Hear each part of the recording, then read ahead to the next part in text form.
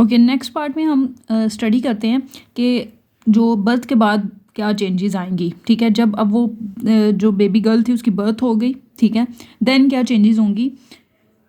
Total number of primary oocyte at birth is estimated as 6 lakh. ठीक है, जब birth होती है तो 6 लाख टू 8 लाख जो होते हैं ना, वो हमारे पास प्राइमरी ओवोसाइट्स होते हैं एक एस्टिमेट के हिसाब से। ठीक है, during childhood most ovocytes become atretic, मतलब डीजेनरेट होते रहते हैं जैसे जैसे वो चाइल्डहुड में। ठीक है, only approximately 40,000 are present by the beginning of puberty.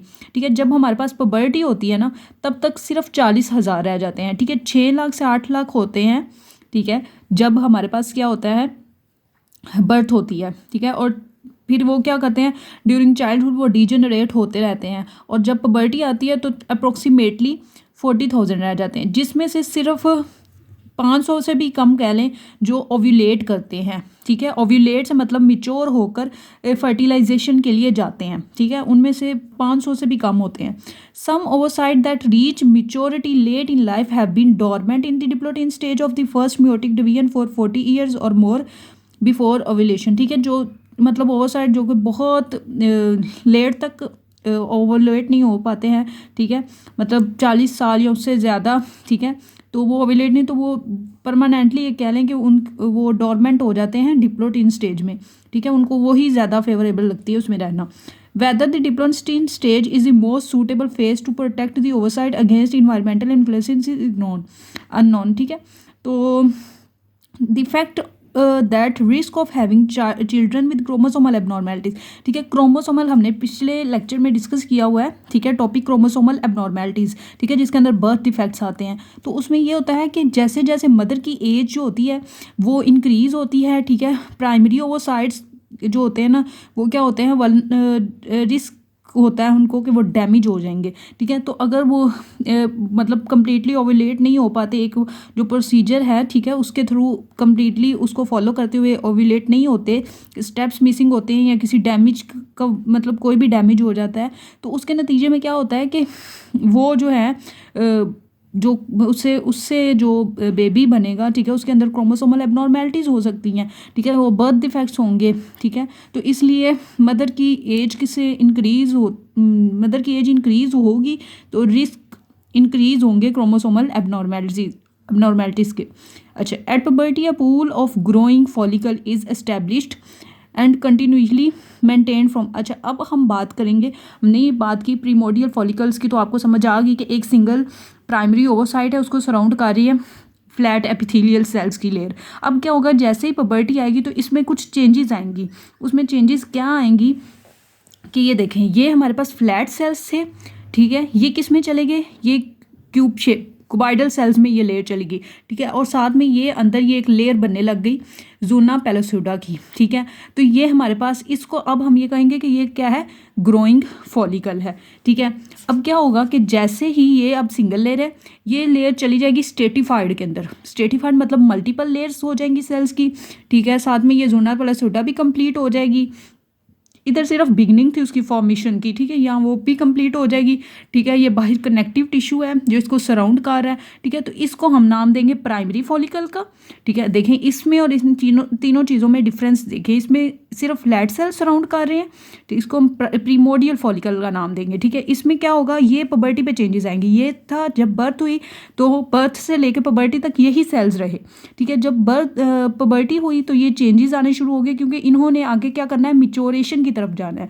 ठीक है, तो ये ग्रोइंग फॉलिकल होगा। ठीक है, अब ग्रोइंग फॉलिकल जो होंगे ना, उनमें से क्या किया जाएगा कि 15 to 20 जो ग्रोइंग फॉलिकल्स है ना, उनको ले लिया जाएगा। ठीक है, हर मंथ, हर जो ओवेरियन साइकिल है ना उसके लिए। ठीक है, तो उसको क्या किया जाएगा, उसमें से 15 to 20 ले लिए जाएंगे ग्रोइंग फॉलिकल्स के, उनको क्या किया जाए, मिच्योर किया जाए।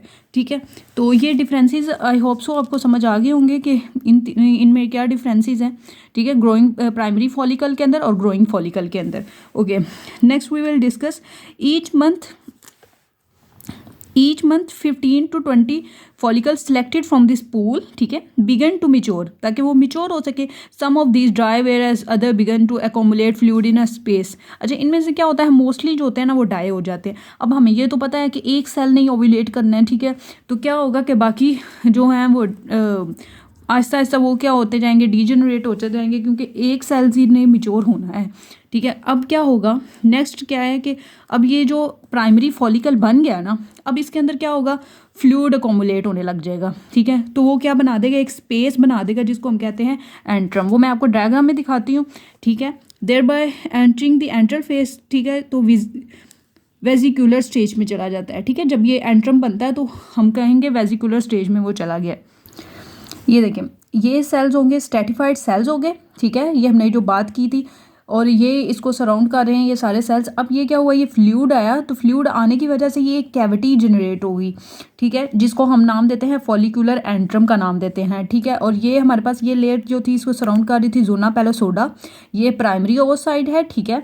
और ये हमारे पास बाहर लेयर है किसकी, और ये इसको हम नाम देते हैं कि ये हमारे पास वेजिकुलर स्टेज है, या इसको हम नाम दे देंगे एंट्रल फॉलिकल का। ये देखिए ऐसे ये लार्ज स्पेस फ्लूइड आता जाएगा और ये हमारे पास क्या बन जाएगी, एक लार्ज एंट्रम बन जाएगी, ठीक है। ये कुछ सेल्स जो हैं ये सराउंड कर रहे हैं किसको, प्राइमरी ओवोसाइट को, ठीक है। ये अंदर जोना पेलोसोडा भी है, ये बाहर कनेक्टिव टिश्यू की लेयर है, ठीक है। ये जो बाहर कनेक्टिव टिश्यू की लेयर है ना, ये देखिए ये दो लेयर्स में अरेंज हुई है। ये जो बाहर वाली लेयर है इसको हम कहते हैं थिका एक्सटर्ना। ये हमारे पास फाइब्रस कैप्सूल की तरह, मतलब कैप्सूल एक प्रोटेक्टिव तौर पे काम करता है ना, तो ये फाइब्रस कैप्सूल की लेयर है, जबकि ये हमारे पास इनर जो लेयर है ना, ये थिका इंटरना है, ठीक है। ये हमारे पास सेक्रेटरी लेयर होती है, ठीक है। अच्छा, एक टर्म ये भी है कि ये देखें, ये जो स्ट्रेटिफाइड सेल्स अब बन गए ना, तो इन सेल्स को अब हम नाम दे देंगे ग्रैनुलोसा सेल्स का, ठीक है। लेकिन यही सेल जब हमारे पास इस एंट्रम स्टेज में आएंगे ना, ठीक है, तो इनको हम नाम देते हैं क्यूमुलस सेल्स का, क्यूमुलस ओफोरस, जो इस इतने को सराउंड कर रहे हैं ना, ठीक है, ये आप देख रहे हैं, ठीक है। पहले ये जो सेल्स थे स्ट्रेटिफाइड जिन्होंने कम्प्लीटली सराउंड किया था, तो हमने इनको नाम दिया था ग्रैनुलोसा सेल्स, ठीक है। पहला जो प्रीमोडियल फॉलिकल था उसमें हमने इनको फॉलिकुलर सेल्स का नाम दिया, देन ये ग्रोइंग फॉलिकल में चल गया, उसके बाद प्राइमरी फॉलिकल के अंदर हमने इनको ग्रैनुलोसा सेल्स का नाम दिया। अब क्या है कि जब ये वाटर आया, ठीक है, फ्लूइड आया, इसने क्या किया, ये इनको एक साइड पे पुश कर दिया, इन्होंने इसको सराउंड किया, तो ये हमारे पास क्या बन गया, क्यूमुलस ओफोरस। ये हमारे पास क्या है, एक मिच्योर वेजिकुलर फॉलिकल है, ठीक है। इसको हम नाम देंगे मिच्योर वेजिकुलर फॉलिकल, ठीक है। इस और ये जो हमारे पास इसकी ये सिक्रीशन वाली लेयर है ना, ठीक है, ये कनेक्टिव टिश्यू की, ये हमारे पास स्टीरॉयड सिक्रीशन करती है, ठीक है, और रिच इन ब्लड वेसल्स होती है, ठीक है।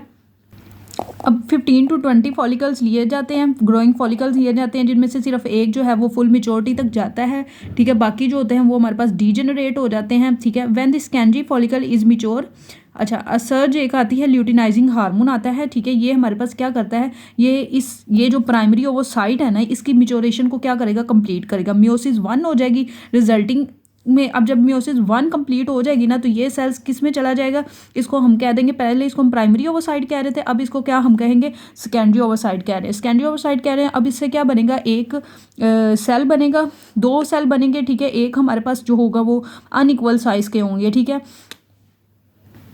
तो एक हमारे पास पोलर बॉडी बनेगी, ठीक है, एक हमारे पास सेकेंडरी ओवोसाइट बन जाएगा। सेकेंडरी ओवोसाइट क्या करेगा, मियोसिस 2 की जो हमारे पास मेटाफेज है ना, उसके अंदर अरेस्ट हो जाएगा, ठीक है। ये अपनी मियोसिस 2 तब कंप्लीट करेगा अगर हमारे पास फर्टिलाइजेशन होती है, तो